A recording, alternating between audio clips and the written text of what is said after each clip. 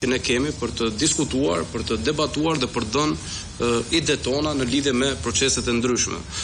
Unë e nisa duke kërkuar një mirëkuptim për çështjet e sigurisë kombëtare.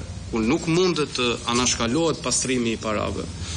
Kartelet sot në Shtetet e Bashkuara të Amerikës nuk shpallen, nuk njihen më si kartele, po njihen si organizata terroriste, ndërkohë që në Shqipëri kartelet njihen si biznesmen.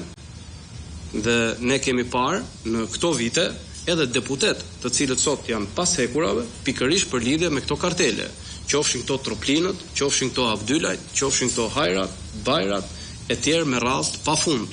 Këto nuk janë më teori konspirative dhe këto nuk prekin vetëm Partinë Demokratike apo opozitarët, këto na prekin gjithë. Do ju kujtoj vetëm një rast, që secili nga ne këtu mund të ketë fëmijë që është 10 vjeç.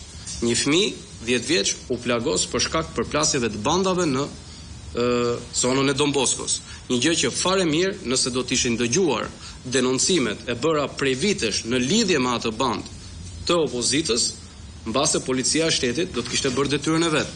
Është dhe një fakt i pakundërshtueshëm, sepse janë relacionet pikërisht të kësaj qeverie për një numër të madh të eprorëve të policisë shtetit, të cilët kanë rezultuar të inkriminuar ndër këto vite.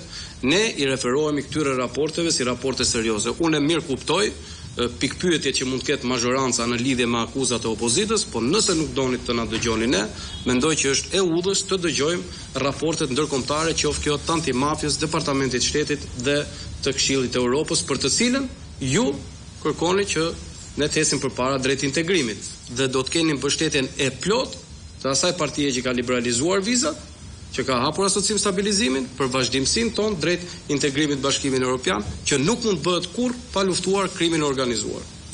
Faleminderit. Faleminderit zoti Balliu, zoti Male, fjalë për ju. Tash unë nuk e di se me çfarë shikimi e keni lexuar raportin e Departamentit Amerikan, po aty nuk citon që siguria në Shqipëri ka një rrezikshmëri dhe nuk citon këto që thoni ju. Megjithatë, është edhe ajo të thosh, po ne këtu nuk kemi për të bërë politik, këtu jemi për të kemi mision tjetër, ndaj s'duhet të shtremojmë dhe të dizinformojmë